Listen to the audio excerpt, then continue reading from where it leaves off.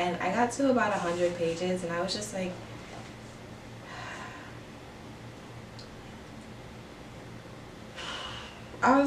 okay, where is this going? Like,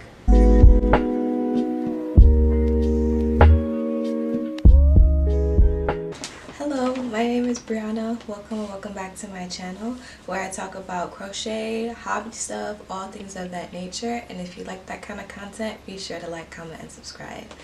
Now today, this video is very exciting as I'm going to be talking about the books I've been reading. Now, I have always been a really dedicated reader until I got to high school, and then life became about dance, soccer, social life, question mark. And then college just got worse, and then all of my books became very heavy, like nonfiction, history textbooks, which I definitely enjoyed because I was a history major and I teach history, so I loved it. However, the fiction and the joy of reading fiction just like completely went over my head. So recently, because I haven't been crocheting, it's because I've been reading, and excuse me, it's actually been very healing and very helpful. So this will be part 1 of talking about all the books that I've read so far. The first book that I read this year was The House in the Cerulean Sea by T.J. Klune, and this is a fantasy novel about a person who works for Daikomi, which is the department in charge of magical youth, and he basically goes to this orphanage, and basically he's the person to make sure that the orphanage is like up to code. However, the orphanage that he's going to this time, baby, they got creatures, okay, creatures in the orphanage, and he's just like, wow, like normally it's children, and now it's children, but they're like really special children. And I'm not saying that like to be condescending. I mean, like, one of the kids is a slime. It was a slime. And when I was reading it, I was like, oh, because I was reading it, I was thinking about witches and warlocks and vampires. I'm like, oh, he wants to go see some vampires. No, some slimes, some gnomes, things of that nature. So that's definitely one of the kind of hindrances for him to kind of come out of his comfort zone and really, I want to say, figure out a way to make sure that these kids are being met. And it turns into a really beautiful love story at the end, and I highly recommend. I give this book 5 out of 5 stars. The next book I do not have, but it's called Cackle, and I believe it's by Rachel Harrison. I gave it to a friend, and it's about a teacher in Brooklyn. How funny. And she basically breaks up with her boyfriend and she moves to a small town upstate to get a new teaching job, and she finds this woman named Sophie, and Sophie is a little peculiar, if you can say. She is very eccentric and very different from what she is used to, and she takes quite liking to her, and everybody else in the town is very scared of her and doesn't really treat her with the same respect as Annie, the protagonist, does. And what happens in the story as it unfolds is that they learn more about themselves, about their powers, and what they're able to do, and it becomes a really enriching female empowerment novel that talks about taking back your power, and also has to do a little bit with witchcraft. So it's great. And I think one of the things that I love the most about the book is that by the end she learns to decenter men, because I'm so tired, because I grew up in a Jamaican household, so my mom is very strict on, like, you are not a man's property and you will never ever live to make a man happy. You are your own person. But I also have to realize that not many people were raised that way. So the book is really good kind of like unteaching of those things. So like throughout the book she's talking about all the ways that she misses him, and they did this for Valentine's Day and blah blah blah. He don't want your girl. all that, yeah, cute, remember, yeah, he don't want you. He kicked you out of your apartment. He kicked you out of your, he don't want you, okay? Why don't you go upstate, go meet some little friends, and go learn how to love yourself, okay? So yeah, so it mixed kind of those like societal elements with witchcraft and kind of learning your own power. So I deeply appreciated that novel. So the next two big books are did not finish, and one of them is Death Valley by Melissa Broder, and this was a really big book talk one. Wasn't feeling it.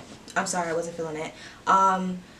I personally, let me just be 100% real, the reason why I wasn't feeling it or a big fan of this book was primarily because it had a lot to do with sensitive topics dealing with grief, and that topic is very sensitive to me, and I personally don't want to read about it. I'm sorry, I just don't, and that's something that I've lost a lot of people in my family, so reading about it. Meanwhile, I thought the book was about to be about, she did some things in the desert and she was seeing things that weren't supposed to be there. Like, I thought I was going to be entering like a trip journey or like a psychedelic, like coming of age spiritual. No, it's her dealing with grief.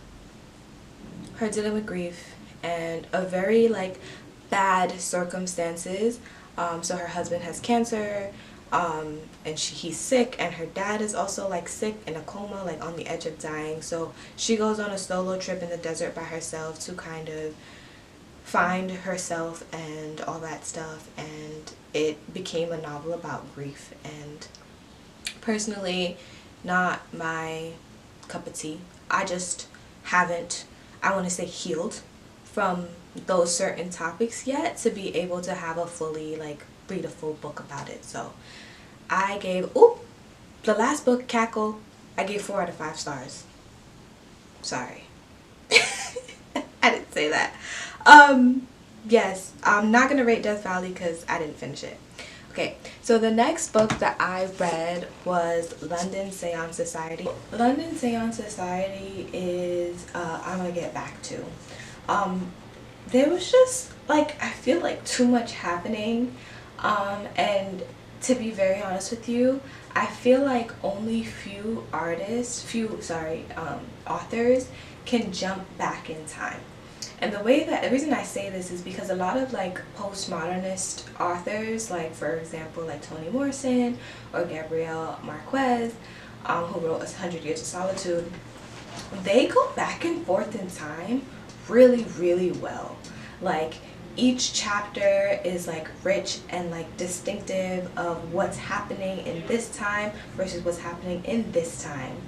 And I feel like a lot of authors try to do that, and then it comes off kind of confusing. Like in this novel, like it was like 3-4 pages per chapter, and then it was like this perspective from this perspective, and then we was jumping back in time, and then we was going back and forth, then we jumped back in time, and I was just kind of like, okay, but can we get to the seance though?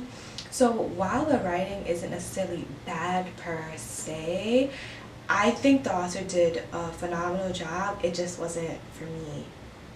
So once again, I'm not going to rate it because I didn't finish it. But wait, hold on, the synopsis.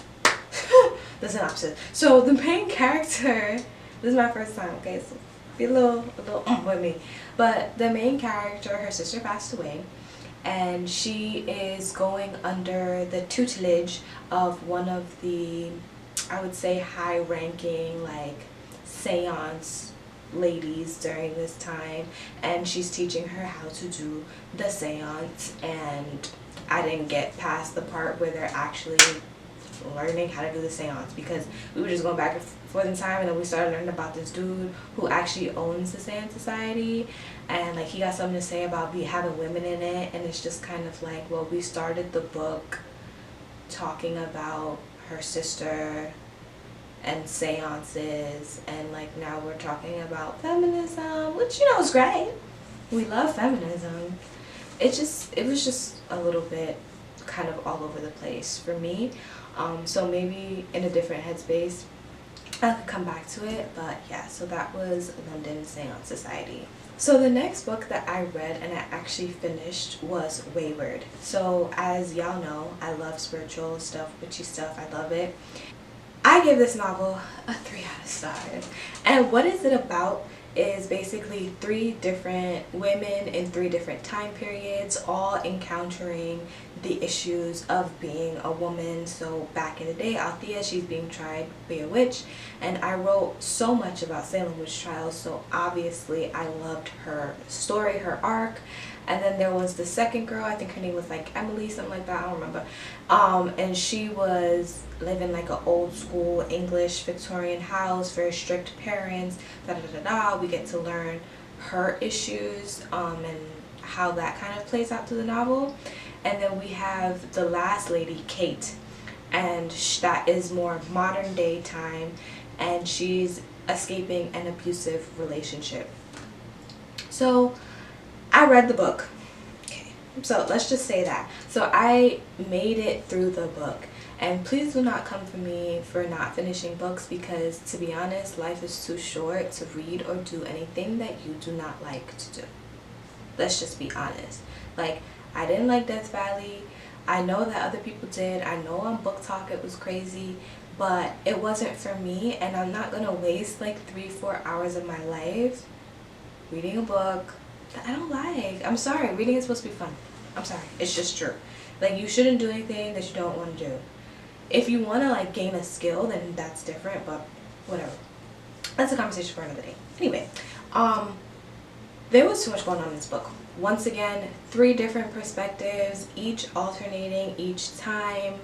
I felt like we spent a lot of time on the middle girl. I think it was unnecessary mentions of assault and physical abuse. I think that it was unnecessary, a lot of unnecessary fluff. I think that there wasn't a lot of focus on the characters.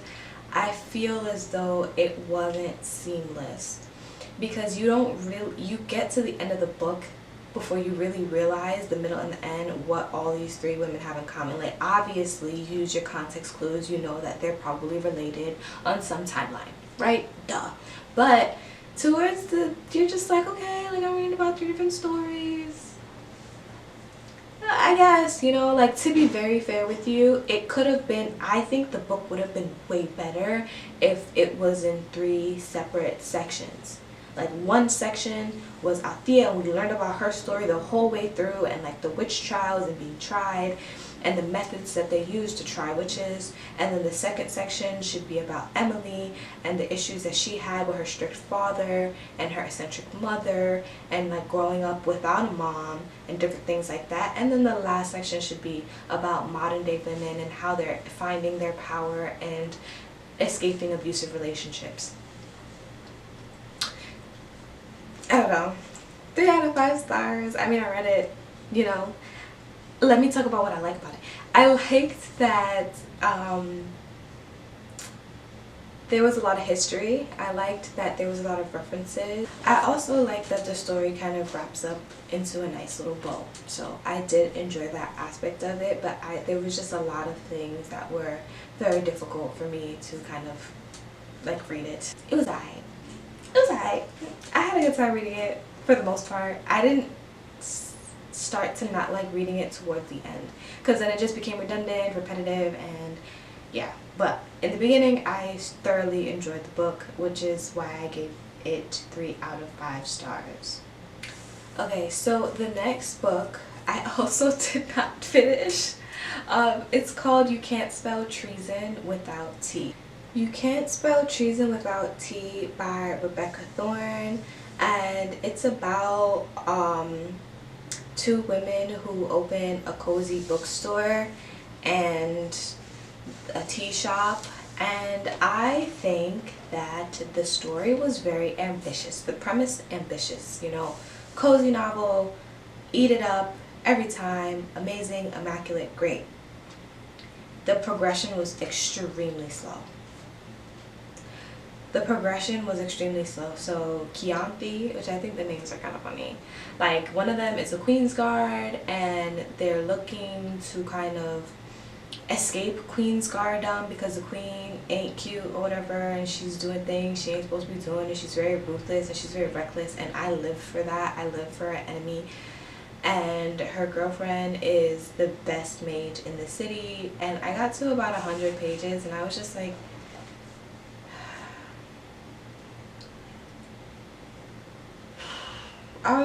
okay, where is this going? Like, where is this going? I don't know. I think for people who enjoy slow progression, for sure, like 100%, read this book. It's very cozy. It's very well written too. But I think the fact that the first 50 pages is them talking about how they're gonna set up a store, just set up the goddamn store. Like, what are we talking about here? So once again, writing beautiful, amazing story, amazing country. The slow progression just was not for me, so I just didn't finish it. And I think that it's a very cute and cozy premise, and I think that a lot of people would like it. It just wasn't up to my standard. So I would take that back. It's not that it's not up to my standard, it just is not for me, and that's okay. So I want to apologize in advance for the lighting in this video. My ring light keeps cutting on and off, but that's besides the point. So the next book, 5 out of 5, Legends and Lattes by Travis Baldree. Look at the cover. Look at the cover. Ah, look at the cover. Oh my god. Oh my god. Oh my god. Oh my god. Oh my god. I love cozy games, cozy fantasy worlds. Give me a nice tavern to look at, some tavern music, some nice old school, like European, kind of like pub. I love it. I eat it up. Not in real life though. Like online and like in books, yes, eat it up. And when I tell you, this book was such a joy, like it felt like I was reading a hug and I was reading a cozy RPG.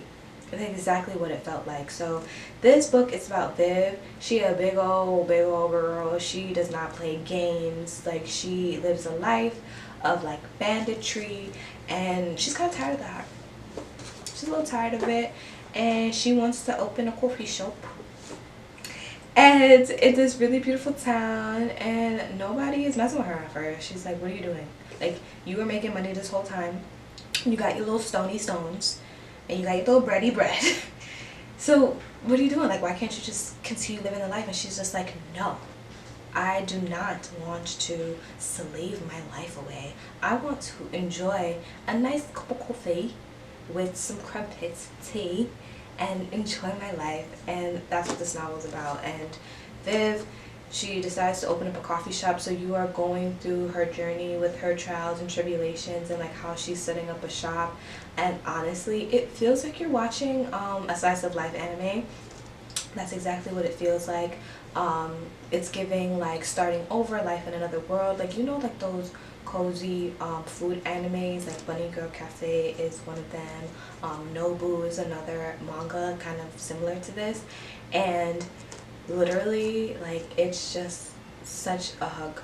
Like, they learn how to make pastries and learn what chocolate is, because none of that exists in the country that she's in. So she is literally putting smiles on everyone's faces by what she's making and doing and how she's acting, and it's really cool. There's a little bit of a threat as people are after her, after what she has exactly. And yeah, and at the end there's a cute little romance. And I'm not a romance reader. If you look, I don't really romance, but I give it a 5 out of 5 stars. And one of my biggest reasons as to why is because it literally felt so cozy to read, and it's just like, wow, like the writing was good, the progression was nice, like each chapter we're moving along, like we're building things, and it was a good read. So I definitely recommend Legends and Lattes. So the next book that I read is A Good Girl's Guide to Murder by Holly Jackson. Now, When I first started working at the school that I'm working at now, all the girls, and I mean all the girls, had this in their little clutch. And I was sitting there like, books? Like kids reading books? That's new. And then I'm reading a book to a girl got a murder. Like, what are they reading? What exactly are they reading, right? But these are kids that had really high reading levels. Super proud of them for reading off duty when they don't really have to. And one day I was at Barnes and Noble's because, mind you, I just started getting back into fiction books, and then I saw it and I was like, you know what, let me pick it up. 5 out of 5. 5 out of 5. 5 out of 5. The reason why I say this is because it's a young adult novel and it has you on the edge of your seats. And I think one of the reasons why I quite enjoy this novel too is because it's a very much expect the unexpected. And the story kind of goes down a path that you wouldn't really expect. So Pippa is having a capstone project for her senior year of high school. And she decides to do it on a murder that happened in her town. And to prove that who the murderer is not the actual murderer. And then you get on a tale of like teamwork and friendship and romance and people who you will not expect to be suspects. And I just feel like Holly Jackson did an amazing job navigating all of these different and separate themes into one cohesive novel. 5 out of 5 stars. There's a little also undertone of like racism too, as well. Like, why is the suspect not given any chance of redemption? Because if the suspect looked another way, there would have been some type of expectation for redemption. So would definitely recommend this book. Really, really great, and I think you should read it. So the next book that I read was My Year of Rest and Relaxation by Otessa Mosfeg. And I saw this book on a weird lit video, and I also know that this book has been very, very popular on Book Talk, and I would have to say that reading this after A Good Girl's Guide to Murder felt like a betrayal. Like a betrayal. Let me tell you why. So, what's her name? Oh, the protagonist doesn't have a name. She's a pretty, thin, blonde, white lady who lives on the Upper East Side, comes from a very, very wealthy family, and she decides that she wants to take a year of rest and relaxation. And throughout the novel, I think, by the way, I'm not sure when this...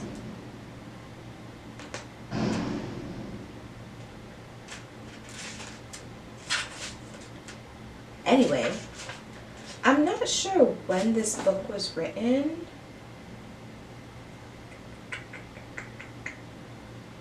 When was this book written? Because what I'm about to say, I think, is actually kind of valid for the time. It was published in 2018. Actually, never mind, I take that back. So it's not valid for what I'm about to say. I gave this book a 2.5, almost 3 out of 5. And the reason why I give it a 2.5 is because, one, I finished it. So I had somewhat of a experience that made me want to keep reading and to actually finish it. But on the other hand, the thing that's good, I think the author does a really good job at making you pissed, making you angry. You're like, she is not a likable protagonist. But that's not why I don't like the book. We'll get to that in a second. She is not a likable protagonist. She does things that, honestly, that not most people would do. And I do think the author does a great job at that. And she also does a really good job at understanding what it's like to be in the mind of someone who's depressed. I do think, though, there should be some sort of extra commentary about what this young lady is able to do. She is able to literally take a drug-induced year of rest and relaxation because of her privilege. because she's white and wealthy and blonde and thin, which they mention quite often in the novel, because she's able to do this, because she is who she is able to take a year off and not worry about work or bills or anything of the sort. And I think the book could have done a better job at explaining that, you know, that's the reason why she's able to do this, but I don't think that they did a really good job. Either way, she's a horrible person to her friends, horrible person at work, horrible person to herself. She is constantly taking multiple narcotics in order to just literally sleep days at a time. Once again, a very male-centered female. Although she's horrible to everyone else, you know, she still loves this dude who does not like her and is horrible to her and is much older than her and literally treats her as a body and not like an actual person. However, she is so depressed and doesn't want to feel anything after both her parents pass away that she literally goes into a drug-induced cycle of sleeping for 5 days and then waking up for 2 and then sleeping again for 5 days. And it gets to the point where she's also doing things while asleep. And I hope this is not a spoiler. Actually, no, I'm not going to say it anymore, but I think that the novel does a really good job at making you angry. I think it's a good job at making a big social commentary. However, I do think more could be done to explain why she is able to do this. And as a black, short, somewhat thick woman, I would never be able to have the same choices and options of this lady. And that just really goes to say a lot about the comments that the author is trying to make here. Like, there is clearly a really big wealth disparity in the United States that only a few have access to, because she still has no parents and she's still able to not work and to not do anything and still survive for like a whole year. And no one questions her either. And I'm going to talk about this in another video, but just as a daughter, I'm a first-gen immigrant. My family needs me, you know? And I think that another novel she could write about, like, investigating what that's about, because the first-gen immigrants in general, like, you are there for your family. You have no choice but to help them with papers or citizenship tests. You have no choice but to help them because you know the language and you know the ways of the United States that they don't. So you can't really take a year off. But 2 out of 0.5, I finished it. Social commentary, but I didn't enjoy it. I was hate reading it, like, I'm not gonna lie, hate reading it. So the next book that I read was The Time That I Got Drunk and Saved a Demon, and this is the only romance book that I have. Well, it's still fantasy, like, it's considered romantasy. Cinnamon, and if you look at the cover, thick black woman with pink hair, period. Cinnamon is a spice trader. Her family sells spices, and one day she goes to a festival drunk and she is on her way home and hears like a really big boom in the forest. So she goes to the forest and then she sees this brooding tall demon with like his shirt slashed, and like, oh my god, it's a demon. So she like runs away, obviously, because, you know, a demon. And he finds her the next morning and it's like, hey, like, you actually helped me out, so you want to go on a quest? And not to spoil too much, but she ends up going on a quest. And they, you know, they end up, you know, it's a little spicy novel by Kimberly Lemming. And I would give this book 5 out of 5. I'll give it a 10 out of 5 if I could, but I'm gonna be honest, the only reason why I'm giving it a 5 out of 5 is because there is a black, thick, short female lead who does not get abused or hurt or thrown around. She's a hero. And I'm sorry, when it comes to fantasy worlds, black people are just not even in it. it's also not as popular, especially black women who look like her. And the novel is also really funny, and I didn't like it at first. There was a lot of colloquialisms that I didn't really like oh, like he ain't shit or like something like that, and I was like, I don't know how I feel, like coming from like only like a high literature background, like seeing like he ain't shit in a novel was definitely off-putting, but I gave it a chance and I had an amazing experience reading this book. Not only is the plot good and the romance good and the spicy scenes are spicy if that's what you're into, and you end with this really cozy romance where you're rooting for her and him and everything in it. And I don't normally read romances that aren't LGBTQ. Why? Because I feel like straight romances often have that underlying of abuse and pain and sexism, and I don't really mess with that, and I did not get that while I was reading this book. So I highly recommend if you're into romantasy. I laughed out loud multiple times, and I don't normally do that, and I'm actually rereading this book right now, so I highly recommend. A very long vlog about all the books that I have read this year. Please let me know if you would like me to do like more of a monthly or more of like a bi-monthly of like books I've been reading, because it has been beautiful and healing to fall in love with reading again and just falling in love with a lot of things of my inner child. Please, if you have not done so already, think and look at what you loved as a kid and see how you could incorporate that in your daily life. Reading was that for me. Like, I would read every day, I would read to sleep, I would read the Percy Jackson books in a day. Like, that's how much I loved reading, and it's been so healing to fall back in love with it. Okay, so if you like this video or any of my other videos, please like, comment, and subscribe. And once again, my name is Brianna, and if you like my kind of content, I will see you next time. Bye.